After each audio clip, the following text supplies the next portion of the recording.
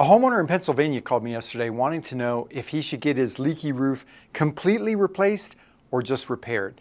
He's dealt with this leak for years and he's had several roofers offer solutions. Some have even tried to fix it. The homeowner didn't know what he should do or how to know if he really needed a repair or a whole new roof and wanted some advice. And I'm going to tell you more about his situation and what options he has later in this video. So if you're a homeowner, do you really know when it's time to get a new roof? In this video, I'm going to show you 4 telltale signs that your roof is dead or dying and it may be time to replace your roof before it's too late. The granules on the shingles are what give it its color, but they do more than that. The granules are there to protect the asphalt layer of the shingles from the weather elements. So shingles are typically made out of asphalt, and without the granules, the asphalt layer is going to weather, crack, become brittle, and fall apart. So since the asphalt is what is holding the other shingle materials together, once this breaks down, your shingles are at the end of life. So telltale sign number 1 that you might need a new roof is when you see your shingles have lost a significant amount of the granules. Then it's time to start thinking about getting a new roof. But what causes the granules to fall off? Well, hail can do that. A hailstorm, even with small hailstones, can dislodge the granules. Large hail is going to leave a bruise on your shingle. That's a round area where there are no granules. And typically, a roof can still last for years, even with hail damage like this. But if the granule loss is widespread all over the roof, that's when the shingles can become seriously compromised. Next is manufacturing defect. So we see this a lot in our area with one shingle manufacturer in particular. And we've been on roofs that are only 2 to 3 years old that have this particular shingle brand, and most of the granules have fallen off. So when that happens, normally what you're going to need to do is file a warranty claim with the manufacturer. The downside to doing that is that the manufacturer is normally going to require you to put their shingle back on. Then you might end up with the same problem again in a few years. Telltale sign number 2 is thermal problems. So this happens on your roof if you don't have sufficient ventilation in your attic. The shingles end up getting too warm. Then a couple things can happen. Blisters can occur. When the asphalt in the shingle gets too hot, it can form blisters in the shingle surface. And so then when those blisters pop, it leaves a little pockmark behind. The other thing that happens is cracks form. When the shingles get too hot, they tend to become brittle faster than normal. And then long cracks can form on the shingle surface. Too much heat from inadequate ventilation can also cause the granules to fall off. So a roof can perform as needed for many years in this condition, but once you have thermal problems on your shingles, you should try to solve the heat problem in the attic right away. But if the problem is too severe, then you should expect that your roof is going to have to be replaced in the near future. Telltale sign number 3 is wind damaged shingles. Bad wind and windstorms can lift your shingles if they aren't sealed well. So if that happens, even if you haven't lost any shingles, you may end up needing to replace your roof. This all depends on how widespread the problem is. So I looked at a roof last year that wasn't missing any shingles, but the majority of the shingles were no longer sealed together. So when your roof is in this condition, sooner or later, a big wind is probably going to take some or maybe even a lot of your shingles off. So rather than trying to do spot repairs, a severely wind damaged roof probably is going to need to be replaced. Hey, if you're a homeowner and you're trying to figure out, number 1, how to find the right roofer to hire, or number 2, trying to make sense of the roofer's estimates that you're getting, or even number 3, trying to understand your insurance claim for your roof, we've got some resources which might help you. So send an email to info@homesteadroofingcolorado.com. Let us know what you need, and we'll see if we can help. Telltale sign number 4 is severe hail damage. So I'm actually of the opinion that it takes really big hail to cause immediate concern about replacing your roof.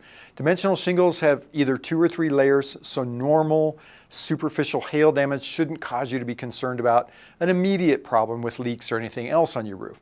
Now, I know that some roofers believe that all damage is cause for a full replacement, but a roof can perform as expected for years and years with superficial hail damage on it. You just don't need to replace your roof because of hail damage a lot of the time. Having said that, you could run into challenges if you get demonstrable hail damage on your roof, because then your insurance company is typically only going to give you 1 to 2 years to get the damage repaired. If you don't do it in that time frame, they may not cover the loss. So this means that if you need to replace your roof in the future because of the damage, you may need to pay for it out of pocket. So for example, if you get hail damage and you don't replace your roof, and then in 3 years you decide to sell your house, that damage is probably going to end up in the buyer's inspection report, and the buyers may demand that you replace the roof in order to sell the house. If you're outside of the period that your insurance company gives you to file a claim, you're going to have to pay for that out of pocket. And with the cost of roofing materials increasing 20 to 25% every year right now, it actually would be better to replace it now instead of waiting. And so I think the way that this is set up with insurance companies is really pretty stupid, but honestly, I can't see how it could be done better. Hey, but what about a leaky roof? Do you have to replace a roof because it leaks? Well, this is the situation that the homeowner in Pennsylvania is in. So he's fought with a decent sized leak consistently over several years, and he's had a few different roofers out to fix it. They've all said they found the problem and fixed it, but it's still leaking. So recently he had 2 roofers tell him that they could either do a repair just at the area where the leak is coming into the house, or they could replace everything on the slope where that leak is occurring. Neither of these roofers mentioned to him that they thought he needed a full roof replacement. And then he had another roofer who told him that he needed a full roof replacement and didn't even mention the possibility of repairing the roof. So it wasn't even clear if this third roofer even looked at the leak area. But he told the homeowner that he had nail pops all over the roof and some other potential problems, and that the solution to his leak would be to replace the whole roof. Hey roofers, let me know your thoughts. Would you want the homeowner to replace the whole roof in this situation? Leave a comment. So with the limited information that I got about the roof and his leak problem, it seems like, 1, doing a spot repair only at that area really is the worst option, because he's had roofers do this in the past and it didn't solve anything. 2, replacing the whole roof has advantages because the roof is 12 years old and the homeowner said this is his forever home. So getting a new roof now would actually save him hundreds or maybe even thousands of dollars, as opposed to replacing the roof in the future when everything is more expensive. And he probably would get the leak solved. And he's also going to get a full warranty on a whole roof. So this is a decent option, but I don't think it's the best option because it really may not be necessary. And it's the most expensive option. So number 3 is replacing all of the roofing materials on the whole slope where the leak is.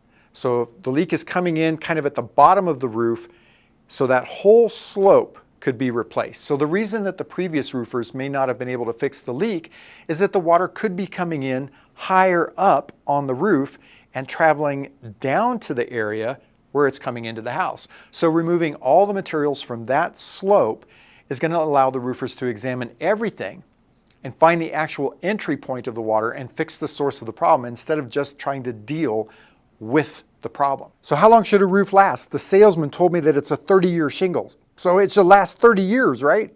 Well, not exactly. That number is not an explicit indication of how long your shingles are going to last. That's the number of years that the product is covered by the manufacturer's warranty against product defects. So your shingles may last that long, but they also may not. They may wear out before then. It can depend on a number of factors, like what is the weather like where you live? Or were the shingles installed correctly? And are you doing the necessary tasks to maintain your roof? Wait a minute, did you say that there's things that I have to do to maintain my own roof? Well, yes, I did. And if you want to find out what those things are, click this video right here. Or if you want information on how to choose a roofer, click this playlist right here.